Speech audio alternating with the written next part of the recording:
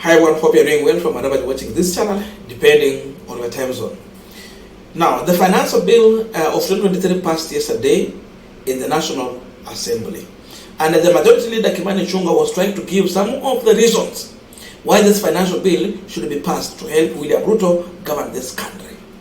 One of the reasons was that we had just come from COVID-19, where now the economy is trying to heal and they have to find for a way to finance William Ruto's government to continue running. So COVID-19 was number one. Number two, it was all about the war in Ukraine. According to Kimani, the war in Ukraine has affected the economy in Kenya, and many other people have been affected because they have been depending on importation of some of the agricultural things and many other products from outside. So the blame is on war in Ukraine. Number three, it is the stability in the East Africa region. Because of that, the country has been affected.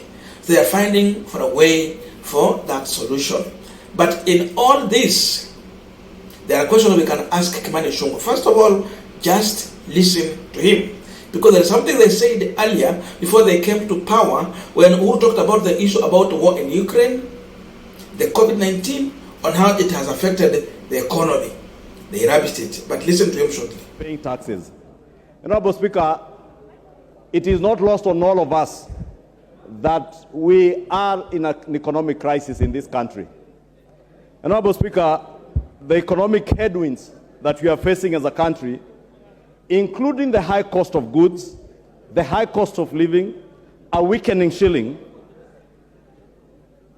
against almost all major foreign currencies, are linked to the residual effects of the post-COVID or the COVID pandemic, and also tied to the disruptions occasioned by the war in Ukraine and Russia, and also the instability within our region, Honorable Speaker, with the influx of refugees coming into our economy and other areas. Therefore, Honorable Speaker, we are in a situation where we are not alone globally.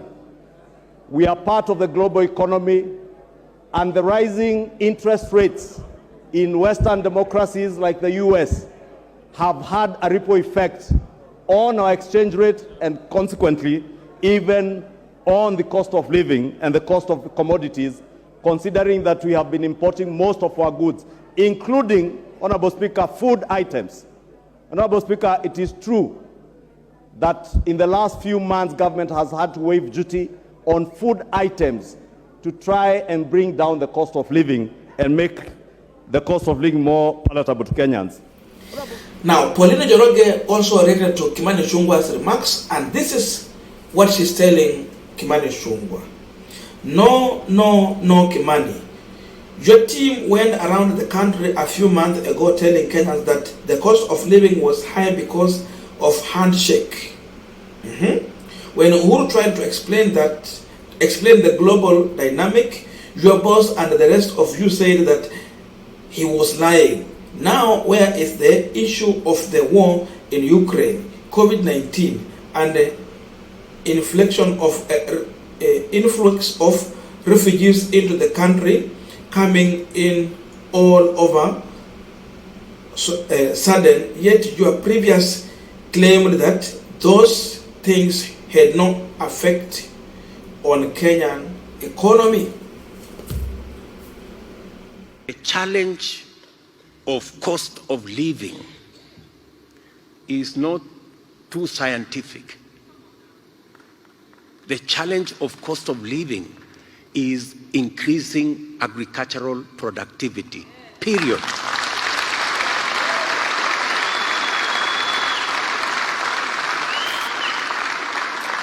This whole story about Ukraine and all this is a lost cause.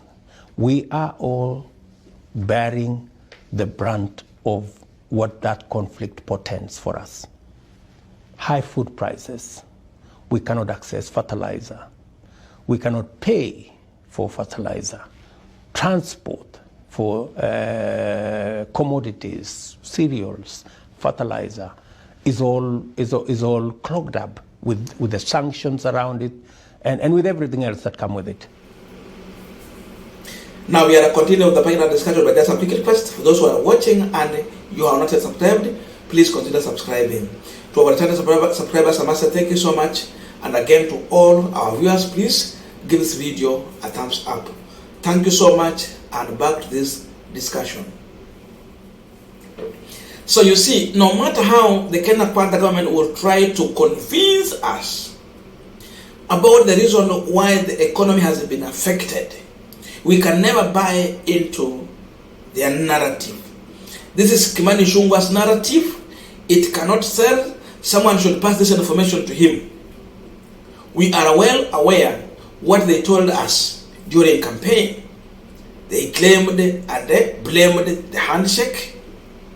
They claimed and blamed Uhuru Kenyatta. They rubbished everything that Uhuru Kenyatta said to do with the Ukraine, the issue to do with the COVID-19, and many other things. Instead, they said that Uhuru was not working for the people, but he was working for his own interest. Today, we can confirm, using Kimani Ichung'Wah's words, William Ruto and the Kenya Kwanza team during campaign, today, William Ruto is working for his own interest. There's no war in Ukraine. It is not affecting Kenyans. They told us that one. They should know. COVID-19 was not the reason why we had a problem in the economy of this country in terms of basic commodities. So they should not tell us that. They should not bring the issue of refugee and the problem in East Africa and confirm that should be one of the reasons why there is problem in the economy. They were against it. We have the sound bites. The internet will never forget the history. It will always be there. So their statement is here. They have to do a comparison, and the Kimani Ichung'Wah should come and apologize to Kenyans. The issue of blaming can never happen. They never wanted to listen to that, and today we cannot listen to them. They convinced people, confused people, and the people bought into their lies. So Ruto should not come in here and place a same blame here and say that, oh, this is not happening because of this. He was there, he campaigned, and he countered anyone who used that narrative.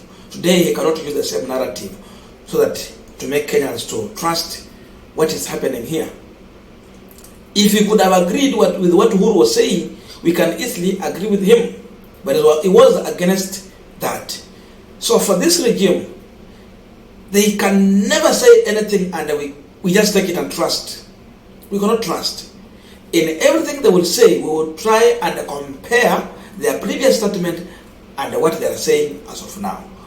So in the gallery, we have compared, we have contrasted, and we can tell you, we are seeing a difference. You have had it. So there's no blame on Ukraine. Ruto should come and explain to us, because he said very clear that the problem was that Uhuru was not dealing with agriculture. He seemingly explained like he has a solution for agriculture. It was like he was going to zero rate everything to do with agriculture, make everything affordable in the farm and on our table. What happened next? In this financial bill, he removed the agricultural item that had been zero rated by Uhuru Kenyatta. And he added tax on farm inputs. What do you expect? So even as we are struggling right now, we should prepare to struggle more, because the taxes are there, and now he has had his way because he intimidated the members of parliament. Some were paid using our taxpayers' money so that they can vote in his favor. So this economy of William Ruto should be working. He should not start contradicting himself. Kimani Ichung'Wah should stop lying. He should go and listen back to William Ruto. And you see, even in some of the interviews, you can see Ruto now putting a claim and blame on Ukraine. But in the soundbite, we see someone who said something different. Kwani yeye alikuwa a clueless presidential candidate. And even if he was clueless, how come he was in government as the second in command? It means if Uhuru was in a position whereby he cannot lead, then William Ruto was going to take over from Uhuru Kenyatta. So how was he prepared as the deputy president, principal advisor of the president? How was he prepared if he did not have proper information? Is he telling Kenyans that he was a clueless deputy? But he was a liar. So Kenyans must know. Before you tell our mothers to buy into your lies about the war in Ukraine and all those other areas, you should be telling us what you told us during campaign. Because they know the people they can mislead quickly are our mothers in the village. Saizi tuliambiwa Uhuru alienda na pesa akaacha treasury ikiwa empty. Before you buy that lie, you should know that the government has nowhere where they collect money and they stop. It come, they spend. They collect, they spend. They collect, they spend. Ruto has been collecting, he has been spending. He should be explaining to us. He should stop talking about what Uhuru Kenyatta did. Gachagua should no longer sing that song because it's not making sense in our mind. So wanaenda kule kwa kijiji wakiambiwa mama hivyo, some mothers will buy into that. So they want the women in the village there to continue putting a blame on Uhuru Kenyatta in the pain they are going through without knowing that the person who has caused that pain as of now, it is none other than William Ruto. In Raila Odinga's campaign, he promised free education. Ruto is here. There's no free education. You must prepare to pay, among many other things. Thank you so much for listening to me up to this far. May good God bless you and see you in our next video.